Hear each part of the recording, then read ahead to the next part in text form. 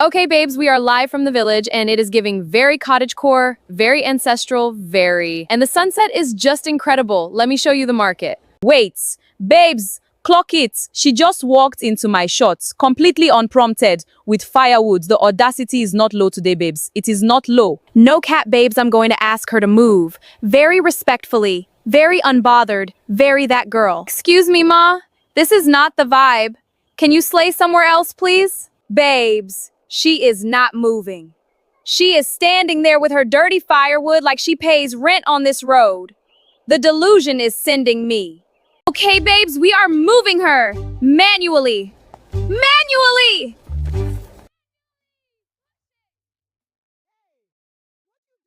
Okay, the village era is not flopping, babes. The content is unmatched. We are so back. Follow for part 2, babes. This trip is giving everything. She had 2.3 million followers. She pushed an old woman on live and called it content. The comments loved it. The old woman said nothing. She did not need to. 3 days later, Kamsi did not post. In a world that rewards the loudest voice, sometimes it takes an ancient silence to teach you who you really are. There is a saying among the Igbo people that a child who does not know where the rain began to beat her cannot know where it stopped. But Kamsi had never been interested in such sayings. Proverbs, she often told her followers, were what people invented before the internet existed to tell them what to think.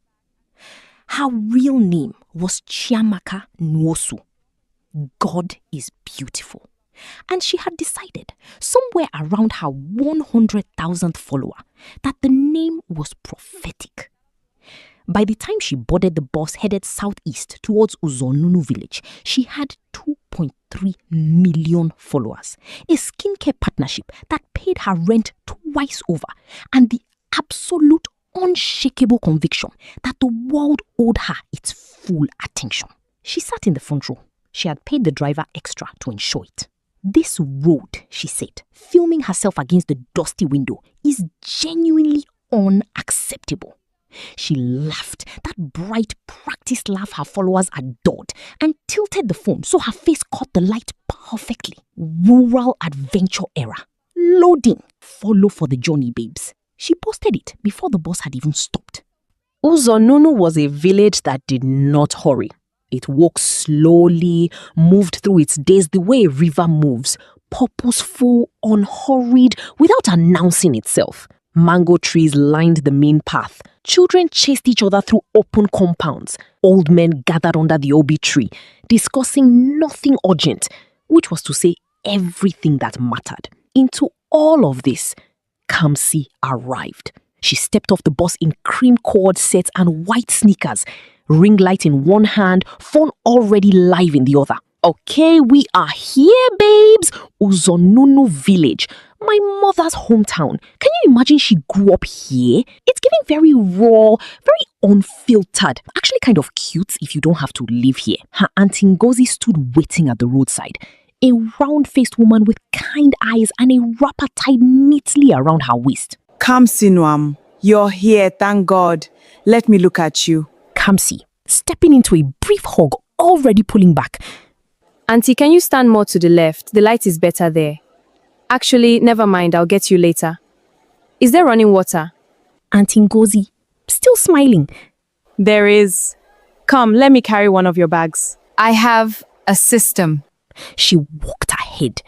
Auntie Ngozi followed, carrying her own wrapper and her patience in equal measure. By mid-afternoon, Kamsi had decided that Uzonunu was not delivering the content she had imagined. The compound was clean but plain. The Wi-Fi arrived in weak, insulting pulses. Children from the neighboring compound kept drifting close, drawn by the camera, their bright faces appearing uninvited at the edges of her shots. She was arranging herself for a golden hour aesthetic video.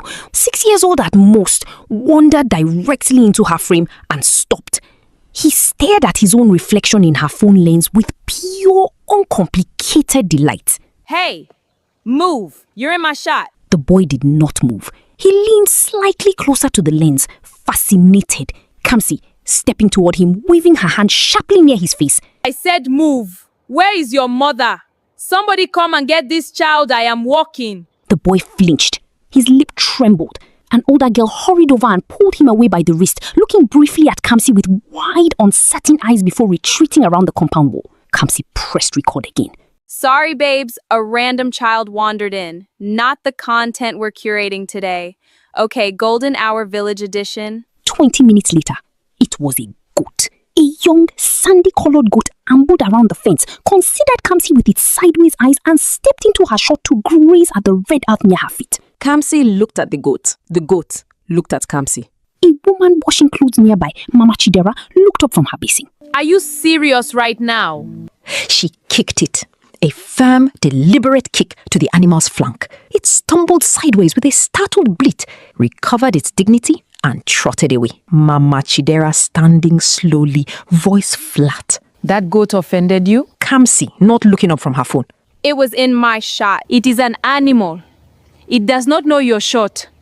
Neither do some people. She smiled at her camera. 400 people were watching live.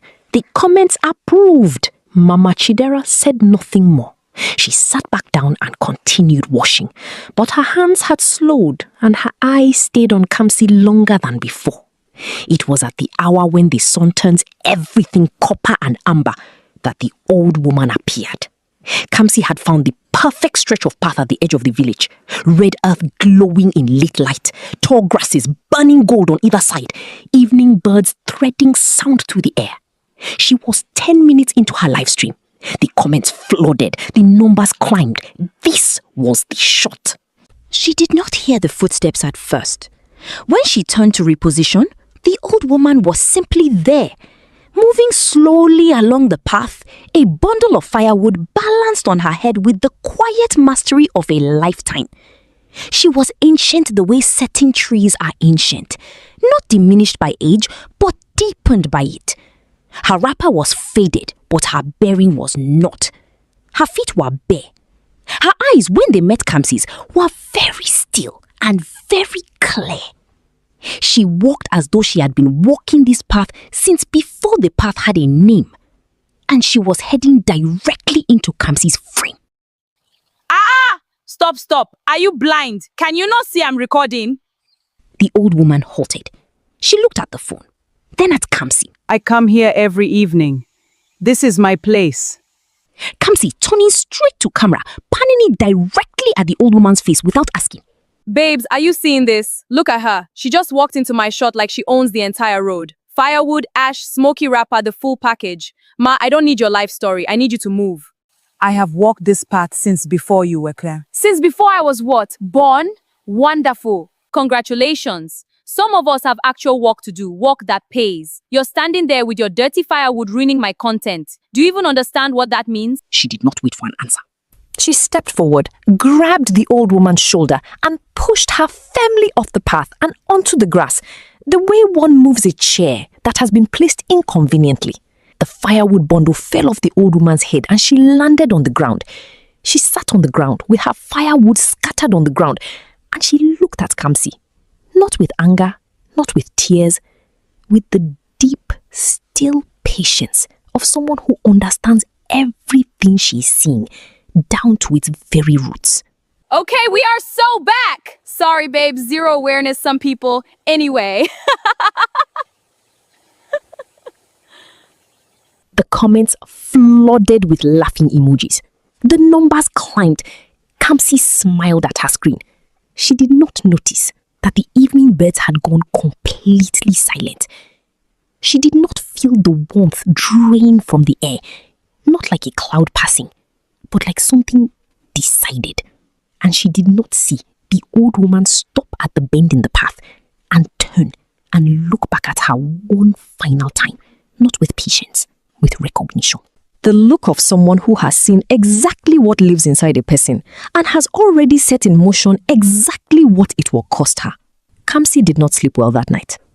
She told herself it was the unfamiliar sounds, the crickets too loud, the ceiling fan too slow, the darkness outside too complete and unlit by anything electric.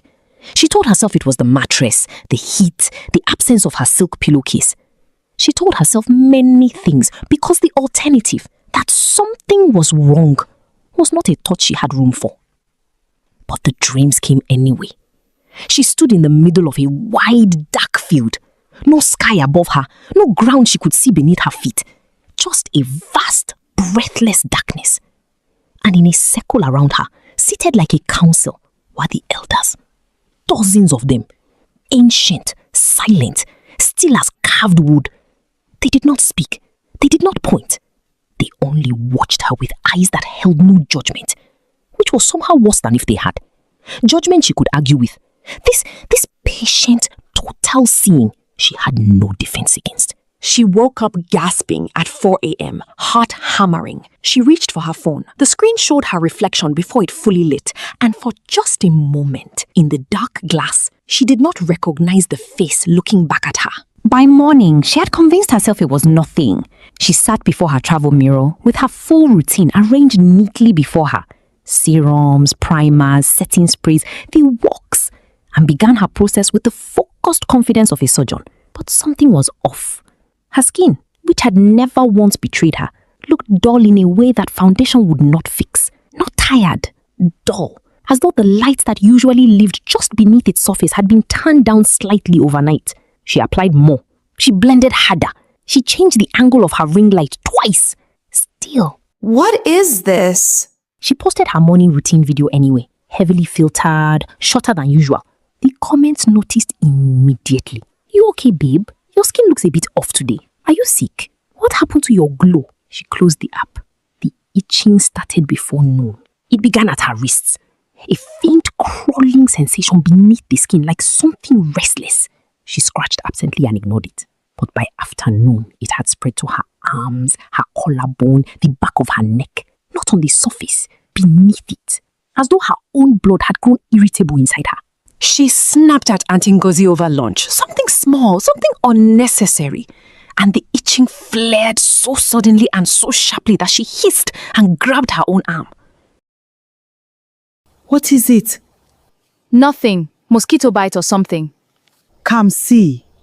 I said it's nothing, Auntie. Auntie Ngozi said nothing more. But she watched. That evening, Kamsi tried to go live. She set up on the compound veranda, good light, clean background. She had learned her lesson about the path. She smiled at the camera, greeted her audience, launched into her usual energy. But within minutes, the comments shifted. Wait, is this the girl that pushed the old woman yesterday? Someone had reposted the clip. Then another. And another. The original stream, the moment she had grabbed the old woman's shoulder, the firewood lurching, her laughing voice. All of it spreading now, context-free and damning, across platforms she could not control. This is disgusting. She pushed an elderly woman for a video. Who raised her? I'm unfollowing. My viewer count, usually climbing, was falling. She ended the stream with shaking hands. She saw the old woman for the first time in the mirror that night.